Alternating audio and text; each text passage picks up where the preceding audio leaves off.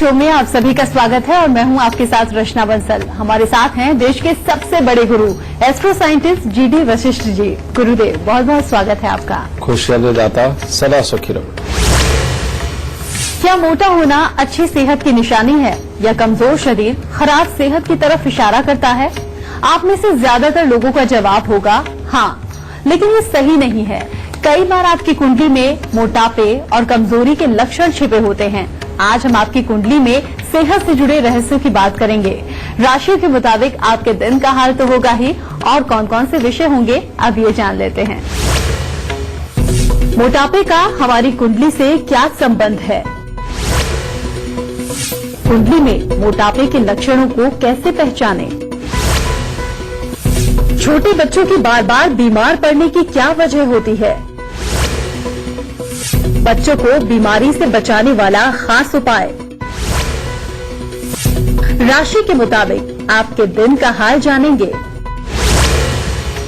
तो शो की शुरुआत करें, लेकिन उससे पहले हमारे दर्शकों को मैं याद दिला दूं, टीवी स्क्रीन पर जो ईमेल आईडी इस वक्त फ्लैश हो रही है उस पर आपको मेल करना है। आपको इस शो पर कॉलर बनने का मौका मिलेगा, और अगर आप गुरुदेव से सीधा संपर्क करना चाहते हैं तो स्क्रीन पर दिए गए नंबर्स पर आप कॉल कीजिए। साथ ही साथ आप हमें फेसबुक पर भी फॉलो कर सकते हैं। फेसबुक पर गुरु मंत्र डालिए, हमारे पेज को लाइक कीजिए और गुरुदेव से अपने सवाल पूछिए। इससे ज्यादा तरीके आपको और कहां मिलेंगे।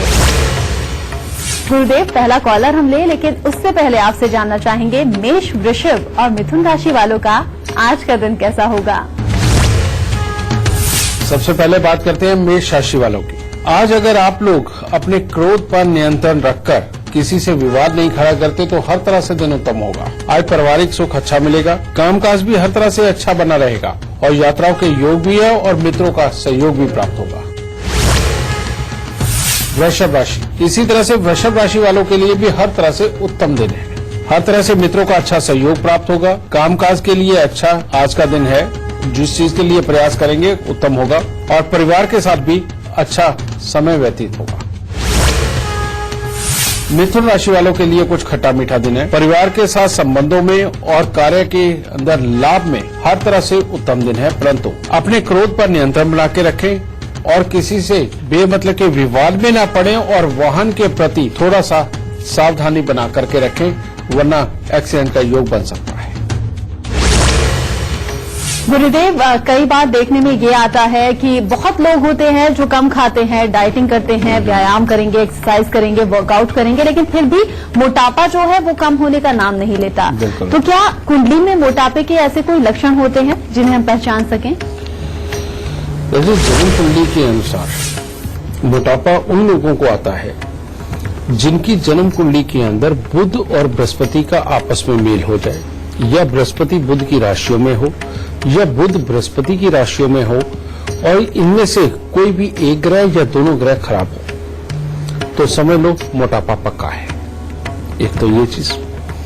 दूसरा, जिन लोगों की जन्म कुंडली के अंदर शुक्र बहुत ही खराब अवस्था के अंदर हो और नीच राशि के अंदर हो, या शुक्र का मेल बृहस्पति के साथ में हो, बेटा उन लोगों को भी मोटापा आता है। उसका कारण क्या है? बुध और बृहस्पति ये दोनों ही दिमाग के ग्रह हैं। इनका शरीर के साथ कोई संबंध नहीं होता ज्यादा, लेकिन नसों के साथ, हमारी ऑक्सीजन की जो प्रक्रिया है उसके साथ संबंध होता है, और प्लस इन दोनों की वजह से जो हमारी सोच उत्पन्न होती है उसके साथ संबंध होता है। इसलिए इन दोनों के मेल की वजह से शरीर के अंदर एक फुलावट वाला माहौल बनता है, जिसमें जो कहते हैं कि जो बुध होता है वो एक खाली मटके के आकार का होता है। कहने का मतलब उसके अंदर हवा होती है लेकिन दिखने में बाहर से सॉलिड। ठीक इसी प्रकार से ये शरीर को बढ़ाना शुरू कर देता है। और इसके पीछे कमी क्या होती है? इसके पीछे कमी ये होती है कि बच्चे का बचपन से ही जो सांस लेने का जो तरीका होता है उसमें कमी होती है। जनरली बच्चे, आप देखो कि जो नया पैदा हुआ बच्चा है और जब थोड़ा बड़े होने तक भी जब वो सोता है तो पहले वो बहुत तेज तेज सांस लेता है जब वो ज्यादा छोटा होता है। जैसे जैसे बड़ा होता है तो आप देखेंगे कि जब वो श्वास लेता है तो उसका पेट साथ के साथ फूलता है और सिकुड़ता है। लेकिन जिनका बुध बृहस्पति का मेल हो जाता है, इन बच्चों की सांस बहुत छोटी होती है, जो कि ये छाती के हिस्से तक ही जाती है, पेट तक नहीं जाती, जिसकी वजह से अंदर का जो तंत्र है, जो पेट के अंदर का तंत्र है, उसके अंदर एक खालीपन बनने लगता है और फैलने और सिकुड़ने की प्रक्रिया पूरी न होने के कारण उनके अंदर मोटापा आने लगता है। और जब पेट के ऊपर मोटापा आता है तो सारे शरीर के ऊपर अपने आप वो फैलने लगता है। ठीक है, इस पर अगर बृहस्पति खराब अवस्था के अंदर हो जाए और साथ में चंद्रमा का मेल भी हो जाए तो मोटापे के साथ में शरीर के अंदर पानी भरने का काम भी होता है। यानी कि जितनी जगह उसके अंदर कोई ना कोई चीज तो जाके अपनी जगह बनाएगी ना, तो ऐसी अवस्था में वहां पानी ज्यादा भर जाता है और हाथ पांव जो है वो काफी सख्त होने लगते हैं। और कई लोगों के आपने देखा होगा वो मोटे होते हैं, जब उनको दबाया जाए तो वहां थोड़ी देर के लिए निशान बन जाता है, वो जो धीरे धीरे करके ठीक होता है। ये पहचान होती है बुध, बृहस्पति और चंद्र के मेल की। और अगर इस तरह का मोटापा हो तो बेटा इसका उपाय जरूर करके चलना चाहिए। और वो उपाय क्या है? वो उपाय है 43 दिन लगातार खाली मटका ढक्कन लगा के उसको जल प्रवाह कर देना चाहिए। और उसके बाद दूसरा उपाय एक और, वो क्या? 43 दिन लगातार तांबे का पैसा छेद वाला ये जल प्रवाह करना बहुत जरूरी होगा। इस तरह से हम इस बुध बृहस्पति के मेल के कारण पैदा हुए मोटापे से निजात पा सकते हैं। और इसके बाद धीरे धीरे करके ये मोटापे के ऊपर असर आता है और अच्छा होने लगता है। कहने का मतलब आदमी पतला होने लगता है। लेकिन इसके साथ अगर आप अपनी श्वास प्रक्रिया में भी बदलाव करेंगे तो आपको बहुत जल्दी रिजल्ट नजर आएंगे। वो क्या है? आजकल वैसे भी योग का जमाना है, योगा लोग करते हैं, लेकिन आप लोगों को योग की बजाय दौड़ लगानी चाहिए या कुछ ऐसा करना चाहिए जिसके अंदर की आपकी सांस फूले। वो फूलने का मतलब यानी कि जब आप श्वास ले तो बहुत गहरा श्वास अंदर जाना चाहिए, यानी कि जोर से सांस खींच के उसको पेट तक पहुंचाना। और हाफना, ये जो ज्यादा हाफना है, ज्यादा तेज श्वास लेना और छोड़ना है, इसी के साथ में श्वास आपके पेट तक जाएगा और वो प्रक्रिया आरंभ होगी जो कि आपको पतला कर सकती है। समझे? इसलिए जिनका बुध बृहस्पति का मेल हो, इस तरह का मोटापा हो, ये प्रक्रिया अपना करके और ये उपाय करके वो अपने आप को स्वस्थ कर सकते हैं। दूसरा योग है शुक्र का कमजोर होना। जिनका शुक्र कमजोर होता है, खराब घर के अंदर बैठ जाए, खराब राशि के अंदर बैठ जाए या बृहस्पति के साथ में बैठ जाए और बैठ करके खराब हो, तो इन लोगों को भी मोटापा बहुत जल्दी पकड़ता है। पर ये वाला मोटापा एक ऐसा मोटापा होता है जो आलस का बढ़ाया हुआ होता है और बार बार दिमाग के अंदर बहुत सारे ख्यालात चलने के कारण जो आलस आया होता है उसके कारण ये होता है, या फिर अपने व्यसनों के कारण। कहने का मतलब आलस या खराब खानपान या शराब मांस का प्रयोग, इनकी वजह से बृहस्पति और शुक्र का मेल का आलस बढ़ता है। और स्वयं अगर अकेला शुक्र खराब हो तो फिर इंसान के शरीर के अंदर जोश नहीं होता, काम करने को मन नहीं करता और पूरी तरह से किसी काम को जब पूरा नहीं कर पाता तब मोटापा आता है। अब इन दोनों के डिफरेंस भी अगर चेक करने हैं तो मैं आपको वो बताता हूं। जब शुक्र अकेला खराब हो तो तब इंसान को शरीर के अंदर किसी न किसी हिस्से के अंदर बार बार दर्द उठता है। जैसे 1 महीना ठीक रहेंगे, उसके बाद किसी न किसी मसल के अंदर पेन होगी, ये बैक के अंदर, पीठ के अंदर कोई ना कोई नस चढ़ जाएगी, समझे? और कोई ना कोई कभी टांग के जोड़ जो है, इसके आसपास के जो मसल हैं, इनके अंदर कोई प्रॉब्लम हो जाएगी, कभी पेट में दिक्कत हो जाएगी। ये होती है शुक्र के अकेले होकर के खराब होने की अवस्था। अगर ये अवस्था हो तो इंसान को शुक्र के उपाय अगर वो रेगुलर करेगा तो ही पार उतरेगा। और उसके लिए सबसे उत्तम उपाय एक है कि इंसान कम से कम 1.25 महीने यानी कि 43 दिन के लिए ये उपाय जरूर करे, पहले लगातार और बाद में हर शुक्रवार। और वो क्या है? आटे का दिया बना करके उसमें देसी घी भर के, रुई लगा के, बत्ती लगा के, ये आटे के दिए को मंदिर के अंदर 43 दिन सुबह उठ करके नहा धो करके जाकर के जरूर जलाए। और कोशिश करें लक्ष्मी नारायण का अगर मंदिर हो, राम भगवान का हो, श्री कृष्ण राधे जी का हो, वहां पर जलाए। इसको करने से शुक्रदेव अच्छे होते हैं। और जब दिया वहां पर जलाना है तो कम से कम 5 मिनट के लिए आंखें बंद करके वहां पर ध्यान लगाना, परमात्मा को प्रार्थना करना या उनका किसी प्रकार का कोई पाठ करना, यह बहुत जरूरी होगा। और इससे शुक्र खराब की अवस्था बिल्कुल ठीक होने लगेगी। इसके साथ ही हर शुक्रवार को अगर हो सके तो गाय को चारा खिलाना, उसको पानी पिलाना, उसके शरीर पे हाथ फेरना, ये अगर साथ में करता है तो बहुत दिनों के अंदर, बहुत जल्दी के दिनों के अंदर उसको रिजल्ट मिलेगा।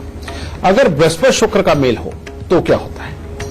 बृहस्पति शुक्र के मेल के अंदर इंसान का दिमाग इतना तेजी के साथ चलता है जिसके चलते हुए इंसान दूसरे ही कामों में और बेकार की सोचों में या काम की सोचों में इतना व्यस्त रहता है कि जिसके कारण वो अपने शरीर पे ध्यान ना देने के कारण मोटा होता चला जाता है। और इसके साथ ही अगर इंसान को शराब मांस का प्रयोग करने की आदत हो जाए और रोज शराब पीने लगे, उसके कारण भी वो मोटा होता चला जाता है। ये व्यसन के साथ में मोटा करता है। इसके लिए भी उपाय करना बहुत जरूरी है। और वो उपाय क्या है? 43 दिन लगातार 2 किलो आलू हल्दी से पीले करके, यानी कि आलू को बीच में से काट के उसको हल्दी से पीले करके वो गाय को जरूर खिलाएं। और जिन लोगों की कुंडली के अंदर ये योग है उनको मोटापा जरूर होगा, और जिनको मोटापा है वो अपनी कुंडली खोल के देखें, उनको अपना योग मिल ही जाएगा। और अपने अपने योग के अनुसार बेटा ये उपाय करो और इस मोटापे से छुटकारा पाओ। गुरुदेव से बातचीत का सिलसिला भी जारी है, लेकिन अभी जान लेते हैं कर्क, सिंह और कन्या राशि वालों का आज का दिन कैसा होगा। कर्क राशि वालों के लिए बहुत ज्यादा उत्तम दिन नहीं है। आज धन के खर्चे वो आपको बढ़े हुए नजर आएंगे। क्रोध की अधिकता के कारण नकारात्मक विचार मन में उत्पन्न होकर के किसी न किसी के साथ अनबन हो सकती है, तो इसीलिए थोड़ा धैर्य बना के रखें, तब दिन उत्तम होगा। सिंह राशि वालों के लिए भी दिन हर तरह से उत्तम है अगर अपने स्वास्थ्य का खास तौर पे आज ध्यान रख के चलते हैं तो। शिक्षा के क्षेत्र में कामयाबी मिलेगी, मन प्रसन्न रहेगा, परिवार के सदस्यों से भी स्नेह मिलेगा। कन्या राशि वालों के लिए खट्टा मीठा दिन है। आज जो भी कार्य करेंगे पूरे आत्मविश्वास के साथ करेंगे, जिसके कारण सुखद समाचारों की प्राप्ति भी होगी। परंतु परिवार में किसी का स्वास्थ्य खराब होने के कारण चिंताएं बढ़ सकती है, जिसके कारण धन खर्च भी बढ़ेगा। गुरुदेव, आज हम सेहत की बात कर रहे हैं, तो जाहिर सी बात है कि बचपन से ही शुरुआत होती है। क्या कोई ऐसा भी उपाय है कि वो उपाय कर दिया जाए तो बच्चे की ग्रोथ सही हो, बच्चे को कोई बीमारी ना लगे, या छोटी मोटी जो दुर्घटना होती है सेहत को लेकर भी जो परेशानी होती है वो ना हो? बिल्कुल तुमने ठीक कहा रहे कि जन्म कुंडली के अंदर बैठा हुआ ग्रह चाहे कितना भी खतरनाक पोजीशन के ऊपर बैठा हुआ हो, जब तक उसकी वस्तुएं घर में नहीं आएंगी और माहौल के अंदर नहीं होती, उसके रंगों का जब तक प्रयोग नहीं किया जाता, तब तक वो बुरा असर नहीं दे पाता। तो इसके साथ में हम इस चीज को जोड़ते हैं साथ में कि जब भी कभी बच्चे को सेहत की दिक्कतें आती हैं तो पापी ग्रह बहुत बड़े जिम्मेवार होते हैं, जो शुभ ग्रहों को खराब करके उनको पाप करने के लिए मजबूर करते हैं। इसीलिए बच्चे की पैदाइश के बाद जो खास ध्यान रखने वाली बात होती है वो क्या होती है? नंबर 1, आप चंद्र और मंगल को मजबूत करके चले, यानी कि उसको छोटी उम्र से ही शहद जरूर चटाते रहें बच्चे को, पहली बात। दूसरा, क्योंकि शहद को चटाने से पापी ग्रह शनि और राहु या अगर किसी तरह से शुक्र केतु भी बुरा फल दे रहे हैं तो बेटा ये बचाव रहता है, पहली चीज। दूसरा, बच्चे के तन पर और उसके बेड और आसपास में कहीं पर भी काले और नीले रंग के वस्त्र या काले और नीले रंग के कलर कहीं पर भी ना हो, इसका खास ध्यान रखें। इससे भी बच्चे की इम्यूनिटी पे बहुत फर्क पड़ेगा और बहुत अच्छी उसकी ग्रोथ बनती है। तीसरा, बच्चा जब तक 3 साल का ना हो जाए तब तक अगर आप एक असूल बना लें कि हर रविवार को जौ या गुड़ और जौ बच्चे के शरीर से 7 बार उतार के अगर आप ये दान देते रहें, या जौ पक्षियों को डालते रहें और गुड़ गरीबों को दान दे दें, आप मात्र अगर इतना सा उपाय भी करके चलेंगे तो बच्चे की इम्यूनिटी बहुत ही अच्छी बनेगी, उसके पास से रोग कोसों दूर रहेंगे और बच्चा बिल्कुल हर्षपूर्ण और बिल्कुल स्वस्थ और तंदुरुस्त होता हुआ पूरी तरह से बड़ा होगा। ठीक है बेटा, एक गुड़ और जौ करते हुए अब लाइव कॉलर हमारे साथ जुड़ गए हैं, उनसे बातचीत कर लेते हैं। मुंबई से रंजना हमारे साथ जुड़ गई हैं। बहुत बहुत स्वागत है आपका। सबसे पहले आप अपने जन्म की तिथि, जन्म का वक्त और जन्म का स्थान गुरुदेव को बताइए, फिर अपना सवाल पूछिए। नमस्ते गुरुजी, मेरा नाम रंजना नंदवाना है। मेरी डेट ऑफ बर्थ 17 अगस्त 1979 है। मैं विलेपाला वेस्ट में रहती हूँ, बॉम्बे में। मेरे बच्चे आगे बड़े होके मतलब उनका भविष्य में उनका क्या फ्यूचर होगा उनका, उसके बारे में आप मुझे कुछ उपाय बताएं। बेटा, तुम्हारी कुंडली के अनुसार तुम्हारे बच्चों का सुख कुछ खट्टा मीठा लिखा हुआ है, और वो कैसा है मैं तुम्हें बता देता हूं। सबसे पहले बेटा, तुम्हारी कुंडली के अंदर मंगल देव चौथे घर के अंदर बैठे हुए हैं। कहते हैं पति के सुख, कामकाज और लाभ तीनों के लिए कुछ न कुछ खराबी के योग देते हैं। और खास तौर पे ऐसे में अगर तुम बहुत ज्यादा पूजा पाठ करने वाली हुई तो ये तकलीफ के योग ज्यादा बढ़ा देगा, क्योंकि केतुदेव जन्म कुंडली के 12वें स्थान पर बैठे हैं। ठीक है। दूसरी बात, अगर तुम साउथ फेसिंग घर के अंदर रही, या घर के सामने पार्क, मैदान या खाली प्लॉट हुआ, या कीकर, बेरी, नीम या पीपल का पेड़ हुआ, तो फिर मामले खराब होंगे, क्योंकि तुम्हारा गुस्सा ही ज्यादा बढ़ता चला जाएगा। पति पत्नी के सुखों में दिक्कत आएगी, इनकम के अंदर दिक्कत आएगी। अब ऐसी अवस्था के अंदर नेचुरली बात है कि बच्चों की ग्रोथ के ऊपर भी फर्क पड़ता है, उनके मेंटली स्टेटस पे भी फर्क पड़ता है। इसीलिए तुम्हें मंगल के ये उपाय करके और साउथ फेसिंग मकान से दूर रहना चाहिए, यानी कि दूसरी दिशा का मकान लेना चाहिए। तीसरी बात, बच्चों के स्थान के ऊपर बुध, शुक्र, सूर्य और बृहस्पति, ये चारों ग्रह बैठे हुए हैं।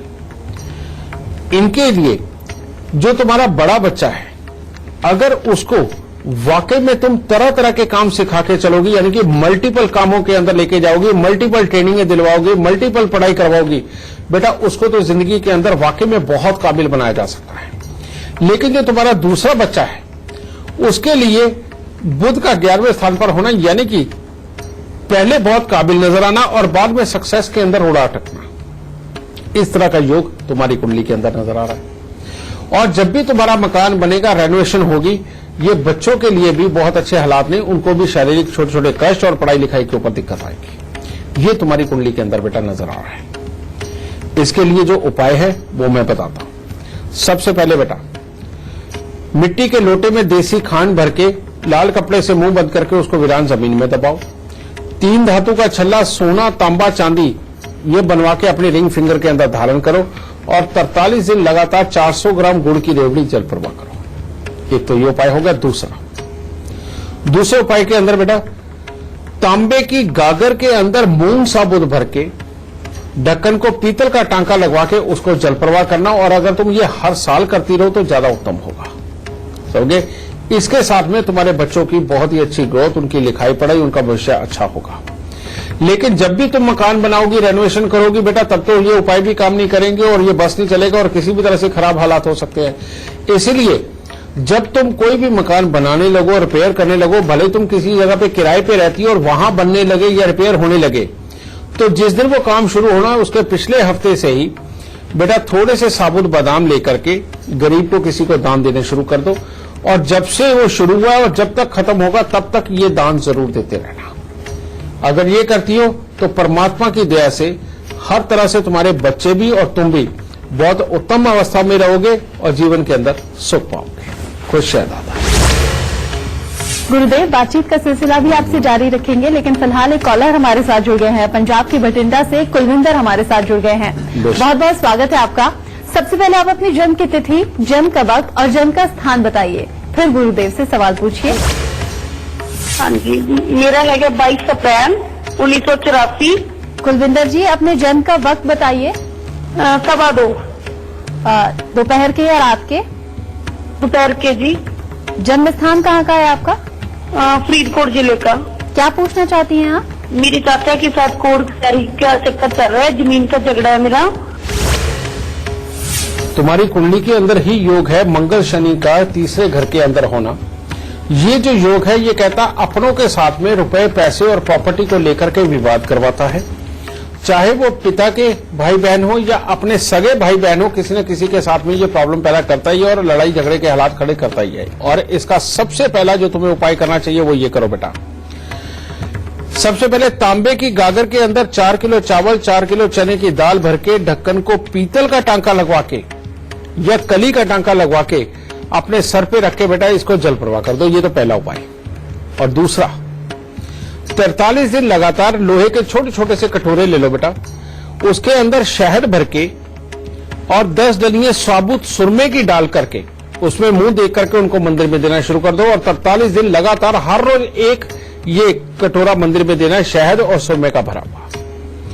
ये 2 उपाय हो गए। और तीसरा, अब तुम्हारे लिए खास उपाय जो पति पत्नी के सुखों के लिए अच्छा रहेगा और इनकम के लिए, और वो है अपने वजन के बराबर जवार लेकर के उसे मंदिर में दो और 43 दिन 800 ग्राम जिमीकंद लेकर के उसे मंदिर में दो। बेटा ये उपाय करके देख ले, ये चाचा के साथ जो भी तेरा झगड़ा है ये भी खत्म होगा। और इसमें इस उपाय के अनुसार मैंने कोशिश ये करी है कि ये म्यूचुअल अंडरस्टैंडिंग के साथ ही आपका ये प्रॉब्लम निपट जाए, ये कोर्ट कचहरी के धक्के ना खाने पड़े। इन उपायों को करो और आगे चल के ये अगर तुमने शुक्र का उपाय ज्वार वाला और 800 ग्राम जिमीकंद वाला कर लिया तो बेटा गृहस्थी के सुख भी बहुत ही उत्तम तुम्हें प्राप्त होंगे। ठीक है बेटा, सुख दे दाता। इसी के साथ हमें रुकना होगा बहुत छोटे से ब्रेक के लिए। ब्रेक से लौटेंगे तो गुरुदेव से जानेंगे आज का सबसे खास गुरु मंत्र।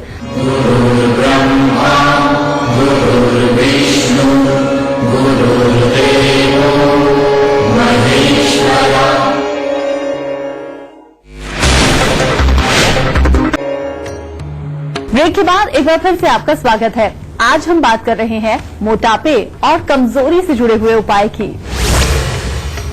ब्रेक के बाद हम पहला सवाल लेकिन उससे पहले जान लेते हैं तुला, वृश्चिक और धनु राशि वालों का आज का दिन का हाल। तुला राशि वालों के लिए आज का दिन बहुत उत्तम नहीं है। आज आपका मन किसी भी काम में पूरी तरह से नहीं लग पाएगा। आपके लिए निराशाजनक हालात पैदा होंगे। आपके ऊपर बिना कारण किसी प्रकार का आरोप लग सकता है या परिवार या मित्रों के साथ में मतभेद उत्पन्न हो सकते हैं। वृश्चिक राशि वालों के लिए खट्टा मीठा दिन है। स्वास्थ्य का थोड़ा ध्यान रखना पड़ेगा, उसके लिए कुछ खराब हालात हो सकते हैं। और पढ़ने लिखने वाले बच्चों का पढ़ाई में आज मन नहीं लगने वाला। लेकिन आज के दिन अगर आप बड़े बुजुर्गों से मार्गदर्शन लेकर के चलते हैं तो आपके लिए उत्तम होगा और परिवार का सुख अच्छा बना रहेगा। धनु राशि वालों के लिए भी परिवार का सुख तो अच्छा है और कोई न कोई मांगिक कार्य की तरफ भी आप बढ़ सकते हैं, उसमें जा सकते हैं। परंतु स्वास्थ्य को लेकर के चिंताएं दिखाई दे रही हैं और शिक्षा प्रतियोगिता में बच्चों को निराशा का सामना करना पड़ सकता है। गुरुदेव, चूंकि आज बात हम स्वास्थ्य की कर रहे हैं तो हर माँ बाप यही चाहते हैं कि उनका बच्चा स्वस्थ रहे, सेहतमंद रहे, लेकिन कई बार बहुत जतन करते हैं, उसके बावजूद भी बच्चा बार बार बीमार पड़ता है। बिल्कुल। क्या ये सब लक्षण भी कुंडली में होते हैं? हाँ बेटा, ये भी लक्षण जो है वो जन्म कुंडली के अंदर ही होता है। तो ये सारे ही बताने यहाँ पर बहुत जरूरी है क्योंकि बच्चों की सेहत का इसके अंदर जुड़ा हुआ है। इसलिए बेटा अगर जन्म कुंडली के अंदर बच्चे के सूर्य खराब हो तो बच्चे को बार बार छोटी छोटी तकलीफें लगी रहती है और बच्चा चिड़चिड़ा बहुत रहता है। और खास तौर पे जो बच्चे को वॉमिट होता है वो भी प्रॉब्लम ये सूर्य की दी ही होती है।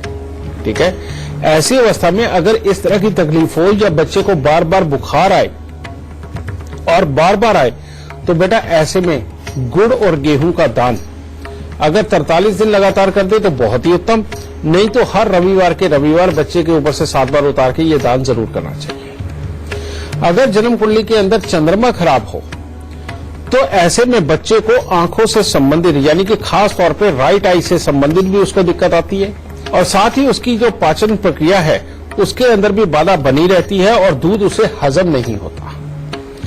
अगर इस तरह की प्रॉब्लम हो बेटा तो 43 दिन दूध और चावल का दान देना चाहिए या कम से कम हर सोमवार को दूध और चावल का दान जरूर देना चाहिए।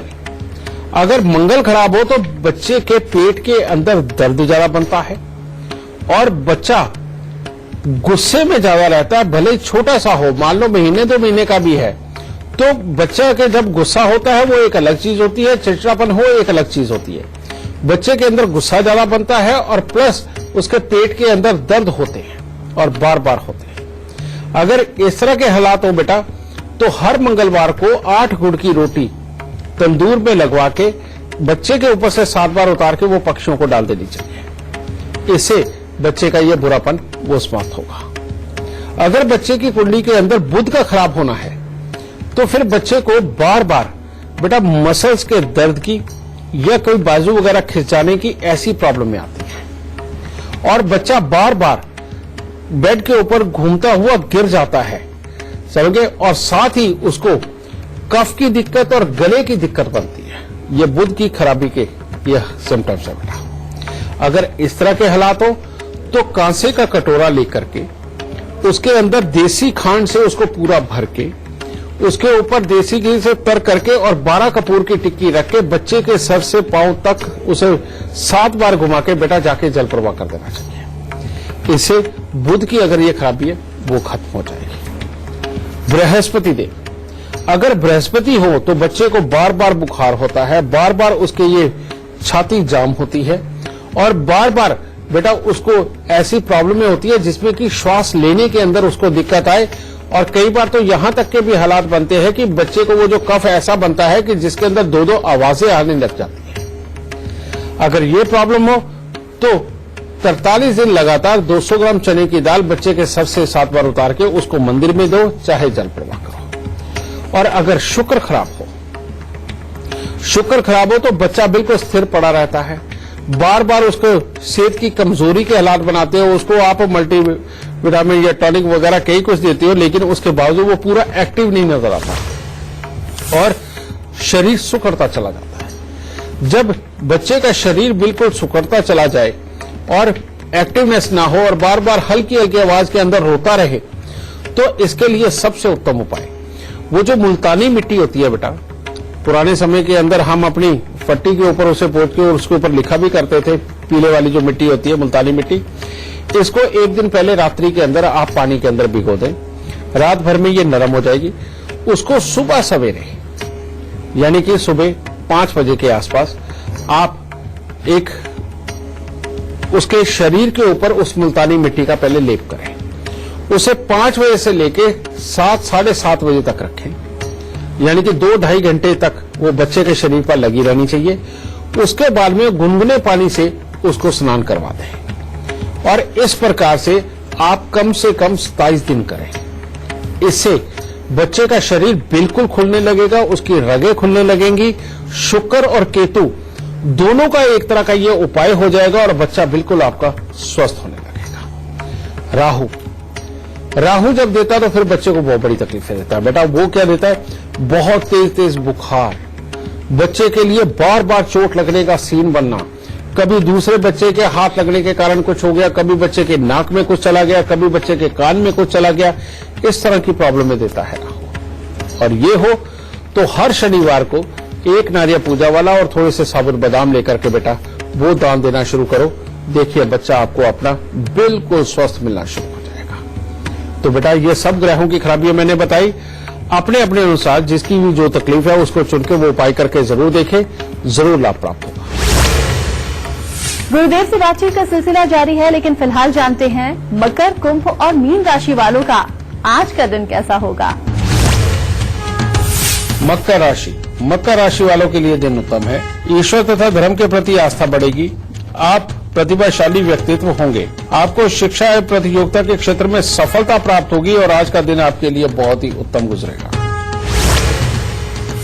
कुंभ राशि वालों के लिए आज का दिन बहुत ही उत्तम है। कोई शुभ समाचार की प्राप्ति होगी, मित्रों का अच्छा सहयोग मिलेगा, कामकाज में जो भी कार्य करेंगे उसके अंदर लाभ की संभावनाएं ज्यादा है और परिवार के साथ भी अच्छा समय व्यतीत होगा और यात्राओं पर अगर निकलते हैं तो वो भी सफल होंगी। मीन राशि वालों के लिए खट्टा मीठा दिन है।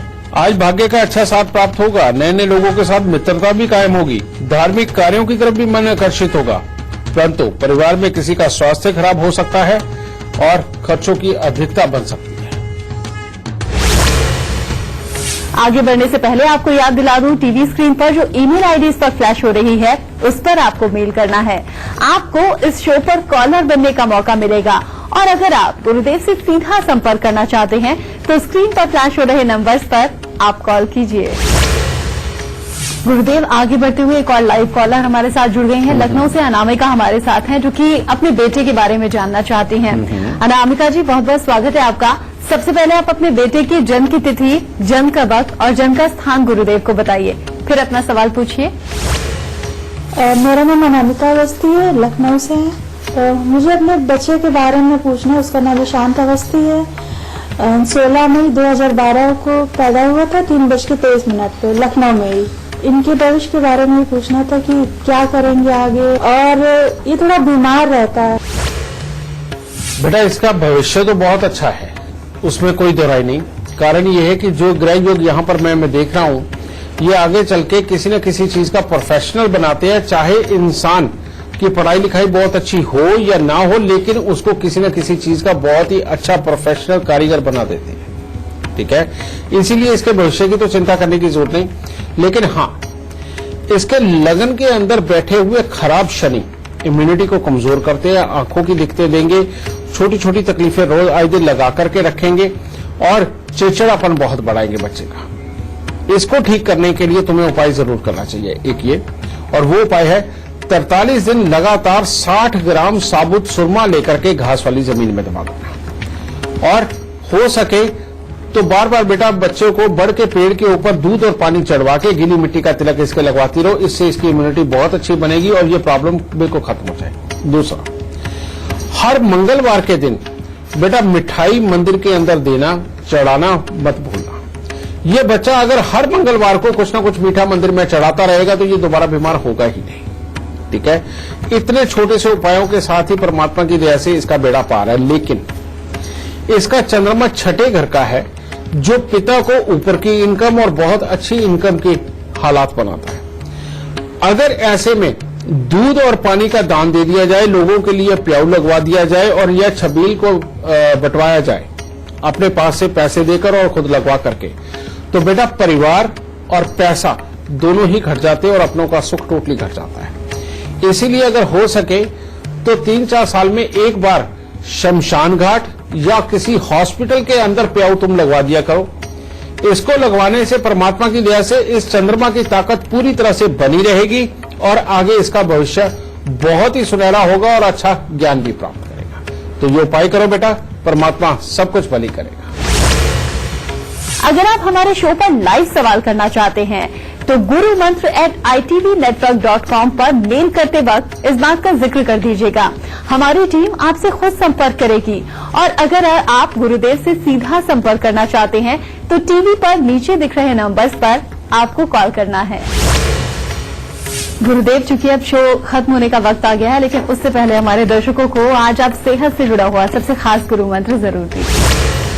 बेटा आज का गुरु मंत्र एक ही है कि जो आपके पारिवारिक जो कस्टम चले आ रहे हैं, जो रीति रिवाज चले आ रहे हैं, और वो भी बच्चों की पैदाइश के ऊपर जो करने वाले रीति रिवाज है, उनको मत छोड़िए। वो जैसे जैसे छूटते जाएंगे, ये बात बिल्कुल सत्य है बेटा कि उनका बुरा असर बच्चे के ऊपर या बच्चों के ऊपर आना वाकई में वो तय हो जाता है। जैसे जिनके घरों में पहले बच्चों के पैदा होने के बाद उनकी कमर के ऊपर तड़ागी बांधने का एक विधान था, लेकिन आजकल बिल्कुल बंद कर दिया है कि अब कौन करे, शहरों में कौन करता है, अब तो दादी भी नहीं है, नानी भी नहीं है, तो रहने दो। बेटा ये चीज मत करो। ये चीज करने से वाकई में बच्चे की शुरुआत से ही जब सोच समझ और उसकी फिजिक डेवलप हो रही होती है, ये वाले जो पारिवारिक जो कसम होते हैं, ये वाकई में इतना बड़ा असर डालते हैं कि बच्चे का दिमाग भी और उसकी सेहत भी बहुत अच्छी ग्रो करती है, जो चीजें आपकी पहले से चली आ रही है। अगर इसको बंद करते हो तो वाकई में बच्चे के मानसिक विकास में भी और उसकी सेहत में भी वाकई में फर्क आता है और तकलीफ बनती है। एक तो ये चीज। दूसरा बेटा, जो हमारे यहाँ संस्कारों में ये दिया गया है कि इतने दिनों के बाद में चूल्हे पे चढ़ना है, इतने दिनों के बाद में अन्नप्राशन करना है, इतने दिनों के बाद में नामकरण करना, और इन सबके वक्त में जो हवन और यज्ञ किया जाता है उसका एक अपने आप में बहुत बड़ा महत्व है बेटा। आपको यज्ञ का मतलब पता है क्या होता है? यज्ञ हमेशा उन्हीं वस्तुओं का, उन्हीं सामग्रियों का, उन्हीं चीजों का होता है जो हमारे खाने पीने के अंदर हमें बहुत ही ज्यादा पौष्टिक होती है, बहुत ताकत देती है और हमें इम्यूनिटी को बढ़ाती है, हमारी सोच समझ को दुरुस्त करती है, हमारे अंदर धैर्य पैदा करती है, ज्ञान देती है, उन्हीं चीजों का। और सबसे बड़ी बात आप देखो, कोई भी यज्ञ बिना देसी घी के कभी संपूर्ण होता है? देसी घी जरूर होता है। उसके अंदर हलवे का, खीर का भोग लगता है, उसको मिठाई अर्पण होती है। उसके अंदर जड़ी बूटियां जो सामग्री के रूप में पैदा की जाती है, वो ऐसी जड़ी बूटियां होती हैं कि जिनका धुआं पूरे घर के अंदर भी फैल जाए तो तब भी अस्थमा के पेशेंट को भी कभी भी श्वास में तकलीफ नहीं महसूस होती। इस बात को समझा आपने? यानी कि ये जो लगातार बहुत जल्दी जल्दी पहले ही 40 दिन के बीच में 2-3 हवन के जो ये प्रकरण है, ये जब अपनाए जाते हैं, ये सही मायने में वो यज्ञ के बहाने बच्चे को एक एक्स्ट्रा डोज एनर्जी देने का काम किया जाता है कि अगर पैदाइश के वक्त में किसी न किसी तरह से बच्चे के शरीर के अंदर कोई कमी रह गई है, तो ये यज्ञ भगवान जो चीजों को जलाकर एक खास प्रकार का धुआं उत्पन्न कर रहे हैं, और उस धुएं में जो इतनी ताकत है, वो जब बच्चे के अंदर जाएगी बेटा, तो यकीन मानो कोई दवाई वो असर नहीं कर सकती जो ये धुआं अंदर जाकर के उसको दुरुस्त करेगा। इसलिए बेटा अपने इन संस्कारों को याद रखो और बच्चे की पैदाइश के बाद ये जो छोटे छोटे प्रकरण हैं, इनको जरूर करो ताकि जल्दी से जल्दी आपका बच्चा बिल्कुल स्वस्थ, हष्ट-पुष्ट, तंदुरुस्त और ज्ञानवान होकर के आपको जिंदगी में सुख दे सके। तो आज का शो देखने के बाद आपको आपके मोटापे या फिर कमजोरी या फिर सेहत से जुड़ी हुई जो भी परेशानी होगी उसका हल मिल गया होगा। बस आप गुरुदेव के बताए हुए लक्षणों को याद रखिए और उपाय जरूर करते रहिए। गुरुदेव बहुत बहुत धन्यवाद आपका। माता रानी खुशियां दे, सदा सुखी रखे। आज के हमारे कार्यक्रम में बस इतना ही। कल फिर हाजिर होंगे एक और खास विषय के साथ। तब तक दीजिए इजाजत। नमस्कार। गुरुर्ब्रह्मा गुरुर्विष्णु गुरुर्देवो